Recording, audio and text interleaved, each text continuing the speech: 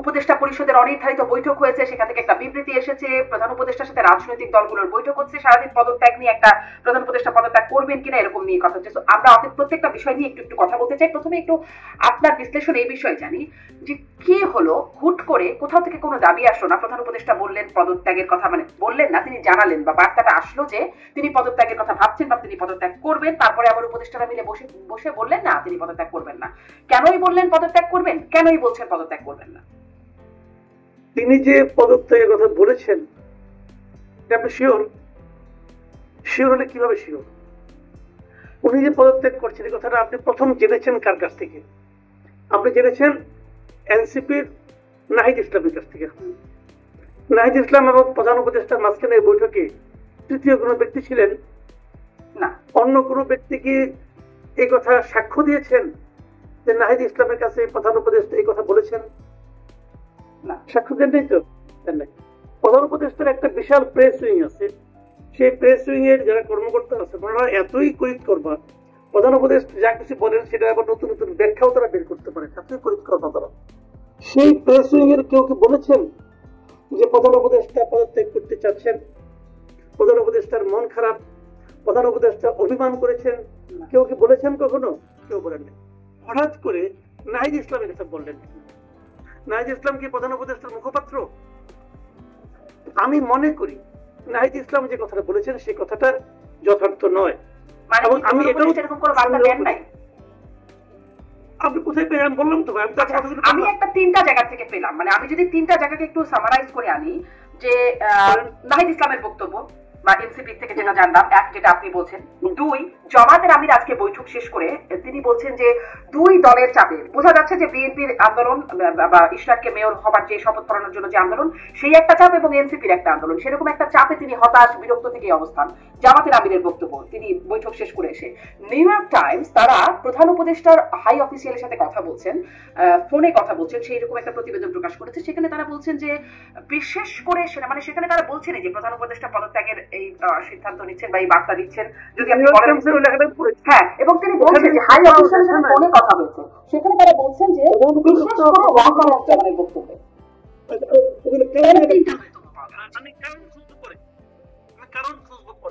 আগে আমি বলবো ওনার যে অভিপ্রায়, এই অভিপ্রায়ের কথা আমরা কার কাছে জেনেছি?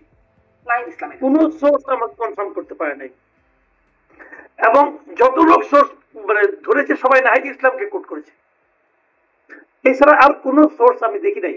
বিবিসি কে নাহিদ ইসলাম কথাটা বলেছেন, বিবিসি সেটা প্রচার করেছে, পরের দিন সবগুলি পত্রিকা তোতা পাখির মতো, সবগুলি মিডিয়া তোতা পাখির মতো সেটা প্রচার করেছে।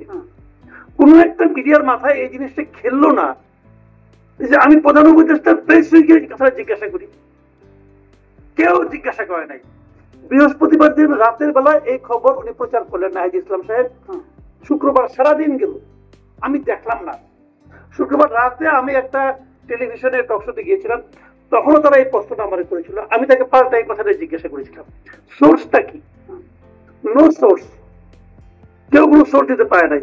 আমি তাকে গুরুত্বপূর্ণ মনে করি না। আমি মনে করি এক নম্বর কথা হলো প্রধান উপদেষ্টা আদৌ এই ধরনের কোনো কথা বলেননি। কিন্তু আপনি কি নিউ ইয়র্ক টাইমস এর ওই সোর্সটাকে আপনি নিচ্ছেন না, যেখানে আসলে বলছে যে অফিশিয়াল প্রধান উপদেষ্টা অফিশিয়াল বলছেন যে তারই ড্রাফটও করেছেন, আপনি একটা কন্টেন্টও বানিয়েছিলেন মনে হয়। আচ্ছা, আজকে ওয়াহিদুদ্দিন মাহমুদ কি বলছে বলেন? আজকে ওয়াহিদুদ্দিন মাহমুদ কি বলেছেন? উনি বলেছেন প্রধান উপদেষ্টা কখনো পদত্যাগের কথা বলেন নাই।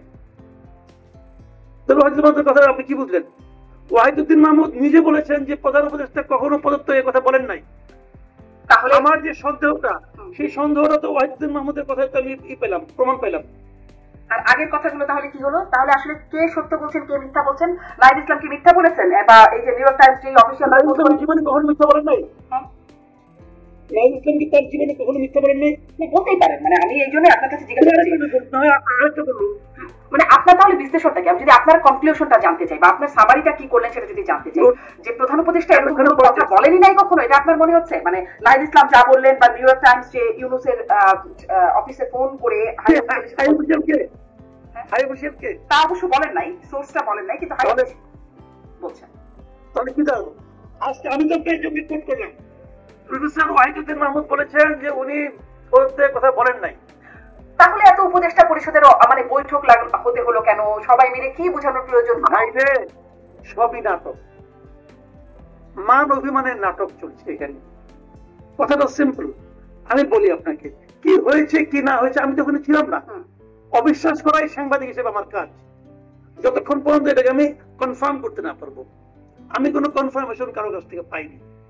আমি মনে করি এটা রাজনীতি হয়েছে, এটা রাজনীতি হয়েছে।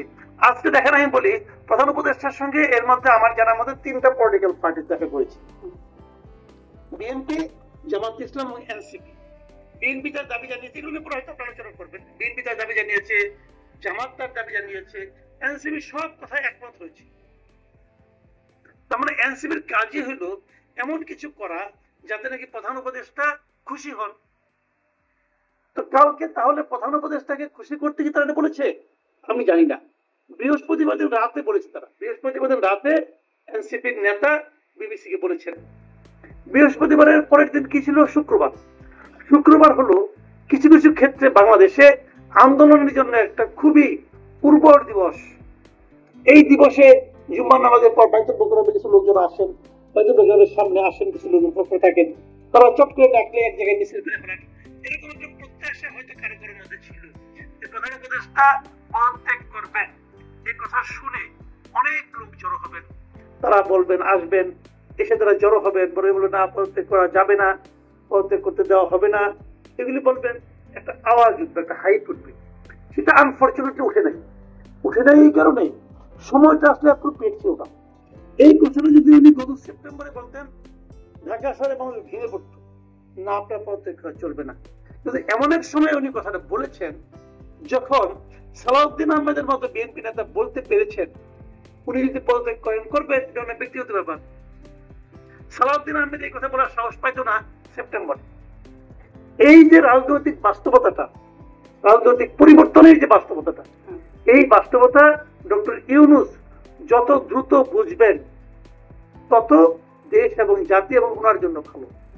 বুঝতে হবে এই সরকার অন্তর্বর্তীকালীন সরকার, অন্তর্বর্তীকালীন সরকারের উপদেষ্টারা তাদের বাংলাদেশে সাধারণ মানুষের মনের অবস্থানটা এখন কোথায় এটা ওনাদের বুঝতে হবে।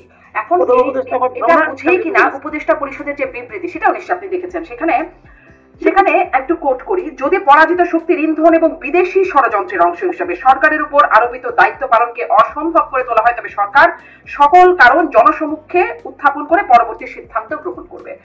আপনি আসলে এখান থেকে কি বুঝলেন? পরাজিত শক্তির ইন্ধন বিদেশি ষড়যন্ত্র বলতে কি বুঝছেন? আর সকল কারণ জনসমক্ষে উত্থাপন করা হবে, তাহলে কি এখন কারণগুলো চাপা রাখা হচ্ছে? আচ্ছা আমি বলছি আপনি জিনিসটা খুব ভালো কথা বলুন। আপনাকে যদি লক্ষ্য করেন এই যে আওয়ামী লীগ আমাদের একটা কথা বলো, কেউ কিছু করলে যদি কারো কথা আওয়ামী লীগ সরকারের পছন্দ না হতো তাহলে বলতো যে মুক্তিযুদ্ধের চেতনা বিরোধী কথাবার্তা বলছে তারা। এটা একটা ট্যাগ, একটা পলিটিক্যাল ট্যাগলাইন। এই সরকার আরেকটা ট্যাগলাইন পেয়েছে যে পরাজিত শক্তির সমর্থক। আচ্ছা কেউ একটা কথা বলবে যে কথাটা সরকারের পছন্দ হলো না, সরকার কি করে প্রমাণ করবে যে এই কথাটা পরাজিত শক্তির সমর্থক সে? এখন সরকারের অপছন্দনীয় সব কথাই কি পরাজিত শক্তির ফ্যাসিস্ট শক্তির সমর্থকরা করবে?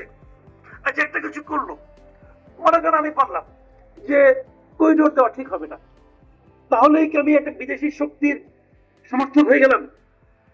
আমি যদি উল্টা বলি আপনি করিডোর দিচ্ছেন, এইটা একটা বিদেশি শক্তিকে সমর্থনে করছেন কাজটা, তাহলে আপনি প্রমাণ করবেন কিভাবে? এইগুলি হলো কি জানেন, ট্যাগ দেওয়া। এবং তারপরে বলছেন তাই যদি হয় তাহলে তারা সমস্ত কথা জনগণের কাছে প্রকাশ করবে, করে যা করণীয় তাই করবে। জনগণের কাছে প্রকাশ ওই দিন করার দরকার কি? আজকে করেন না, আজকে করতে সমস্যাটা কি? যদি আপনি বুঝেন যে কেউ পরাজিত শক্তির সমর্থক হিসাবে কিছু একটা করছে, শুরু করেছে, আপনি তখনই করেন।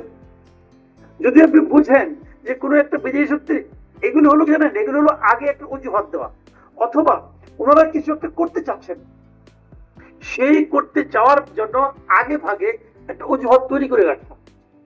এগুলি কোনো ভালো নমুনা নয়, রাষ্ট্র চালানোর ক্ষেত্রে এগুলি ভালো নমুনা নয়। পরাজিত শক্তির সমর্থকরা আপনাকে ডিস্টার্ব করতেই পারে, অস্বাভাবিক কি? তাদেরকে আপনারা পরাজিত করেছেন, তারা কি খুব হ্যাপি হয়েছে নাকি? তারা তো আনহ্যাপি হতে পারে, তারা তো চেষ্টা করতেই পারে এই জন্য আপনি সব কাজ কাম বন্ধ করে দেওয়া জনগণের কাছে যাবেন, তাহলে এখনই যান।